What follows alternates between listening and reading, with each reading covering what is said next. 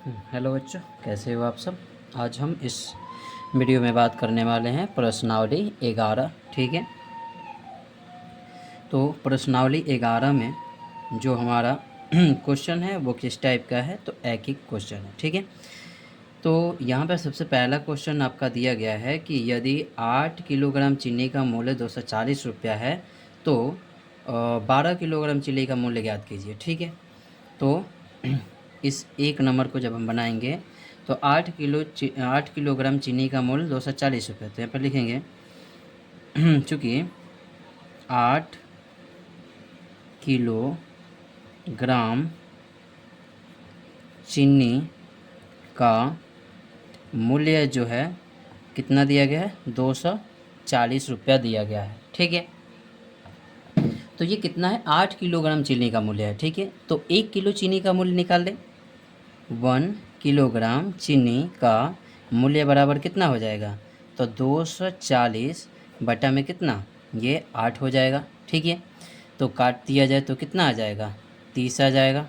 ठीक है, यानी कि 1 किलोग्राम चीनी का मूल्य कितना हो जाएगा, 30 रुपया हो जाएगा। ठीक है, तो अब जितना भी कहे उसका हम निकाल सकते हैं। तो 12 किलोग्राम चीनी का मूल्य ज्ञात करने के लिए कहा गया है। ठीक है, तो यहाँ पे लिखेंगे 12 किलोग्राम चीनी का मूल्य बराबर होगा 30 इंटू कितना, 12। ठीक है, तो 12 कितना हो गया, 36 हो गया, यानी कि 360 रुपया लगेगा कितना, 12 केजी चीनी के दाम। ठीक है, अब आते हैं 2 नंबर क्वेश्चन। 2 नंबर क्वेश्चन में कहा गया है कि किसी व्यक्ति ने एक पुस्तक की 3 प्रतियाँ 75 रुपये में खरीदी। ठीक है, 3 प्रतियाँ जो खरीदी 75 रुपये में।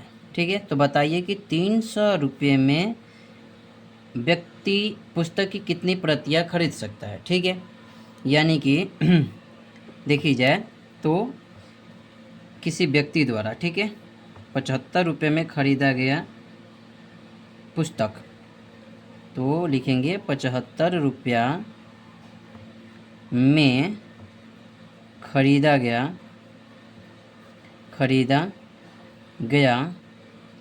प्रतियाँ इजकल टू कितना है, 3 है। ठीक है, यानी कि 75 रुपये में कितना प्रतियाँ खरीदा है, 3 प्रतियाँ खरीदा है। ठीक है, तो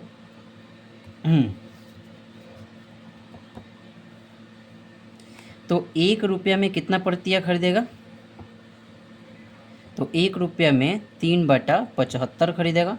कितना, 3/75। ठीक है, तो अब यहाँ पे कहा गया कि बताइए कि 300 रुपये में व्यक्ति पुस्तक की कितनी प्रतियाँ खरीद सकता है। ठीक है, तो 300 रुपये में, ठीक है, तो यहाँ पे लिखेंगे इसीलिए 300 रुपये में खरीदा गया प्रतियाँ इक्वल टू 3/75 गुना 300। ठीक है, तो यहाँ पे बात किया जाए 15 × 5 = 75 और 15 दूना 20। ठीक है, तो ये 20 हो गया और ये इतना हो गया। ठीक है, तो इससे काट दिया जाए तो 5 का 20 हो गया। ठीक है, तो यहाँ पे गुना कर दिया जाए तो 3 × 4 बचेगा, तो कितना, 12 प्रतियाँ हो गया। ठीक है, यानी 75 रुपये में 3 प्रतियाँ, तो 300 रुपये में कितना प्रतियाँ खरीदेगा, ये 12 प्रतियाँ खरीदेगा। ठीक है, यही आपका आंसर होगा। आगे बात करते हैं 3 नंबर क्वेश्चन में। 3 नंबर क्वेश्चन में दिया गया है कि यदि 3 दर्जन केले का मूल्य 45 रुपये है। ठीक है, तो 45 रुपये में खरीदे गए केले की संख्या 45 रुपये में, चूँकि 45 रुपये में खरीदे गए केले का मूल्य बराबर केले की संख्या, मूल्य नहीं संख्या, केले की संख्या बराबर, यानी कि 1 दर्जन में 12 केला होता है, तो 3 दर्जन में कितना, ठीक है, तो 36। तो यहाँ पे लिख देंगे 36 केला। 45 रुपये में खरीदे गए केलों की संख्या बराबर कितना, 36। ठीक है, तो 1 रुपया में खरीदे गए केलों की संख्या बराबर कितना हो जाएगा? तो कहिएगा 36 बटा कितना, 45। इस डॉट डॉट का लिखने का मतलब है कि ऊपर जितना कुछ लिखा गया ना उसी को सामने वही उतार देना है, ठीक है। तो इतना हो गया। अब कह रहा है यहाँ पे, तो बताइए कि 22.50 रुपये में खरीदे गए केले की संख्या बराबर क्या होगा, ठीक है। तो इस 36/45 को उतार लेंगे और ये 22.50 को गुना कर देंगे, ठीक है। तो अब यहाँ पे देखिए ये कितना हो गया, 36/45 हो गया, गुना कीजिएगा तो ये 22.50 हो जाएगा, दशमलव हटाएंगे तो, और बटा में कितना होगा, 100 हो जाएगा, ठीक है। तो अब इसको हम कटाएंगे तो ये हो जाएगा 9 चौका 36 हो गया और 25 चौका 100 हो गया, ठीक है। अब यहाँ पे बात किया जाए तो ये 9 पचे कितना हो गया, 45 हो गया, ठीक है। और 9 पचे 45 हो गया, ये 5 आ गया, 5 से इसको कटाया जाए तो 5 चौका 20 हो जाएगा, ठीक है। 20 हो गया, ये 5 25 हो गया, ये इतना के 45, 45 पचे कितना हो जाएगा, इतना हो जाएगा, 0 5 में 0 से गुना की तो 0, 5 में 50 25 के 5, 5 चौका 20 2 22, ठीक है। 450 हो गया इस 5 से। अब इस 45 से कटाया जाए तो ये 50 कितना हो गया, 25 हो गया, ठीक है। और ये 9 पचे कितना हो गया, 45 हो गया, 9 पचे 45 ही, ठीक है। अब इसको कटाया जाए 5 से तो 5 कम 5 होगा और 8 पचे 40, 18 पचे 90, ठीक है। यानी कि 22.45 रुपये में खरीदे गए केलों की संख्या की बात किया जाए तो वो कितना है आपका, तो वो आपका है 18, ठीक है। और ये आपका आंसर हो जाएगा, ठीक है। अब बात करते हैं यहाँ पे क्वेश्चन नंबर 4। क्वेश्चन नंबर जो 4 दिया गया है वो कह रहा है कि यदि एक छात्रावास में प्रति 8 बच्चों के लिए चावल की खपत 4 किलोग्राम है, ठीक है। तो 30 किलोग्राम बच्चों की खपत की चावल की कितनी खपत होगी, ठीक है। तो 8 बच्चों के लिए चावल का खपत बराबर, चूँकि यहाँ पे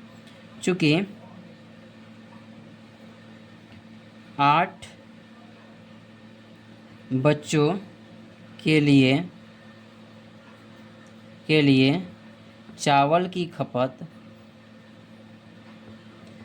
बराबर कितना है, 4 किलोग्राम, ठीक है। 4 किलोग्राम है तो एक बच्चों के लिए चावल की जो खपत होगी वो कितना होगा, 4/8 होगा, ठीक है। तो 30 बच्चों के लिए चावल की खपत कितनी होगी, तो 30 बच्चों के लिए चावल की खपत जो होगी 4/8 गुना 30, ठीक है। इसको जब कटाया जाए तो ये 4 दूना 8 हो जाएगा और 2 से कटाया जाए तो 15, ठीक है। यानी कि कितना, 15 केजी होगा आंसर आपका, ठीक है। आगे बात करते हैं क्वेश्चन नंबर 5 की बात किया जाए तो क्वेश्चन नंबर 5 कहता है कि एक हवाई जहाज़ 5 घंटे में 4000 किलोमीटर उड़ता है तो वह 3 घंटे में कितना उड़ेगा, ठीक है। तो यहाँ पे लिखेंगे चूँकि 5 घंटे में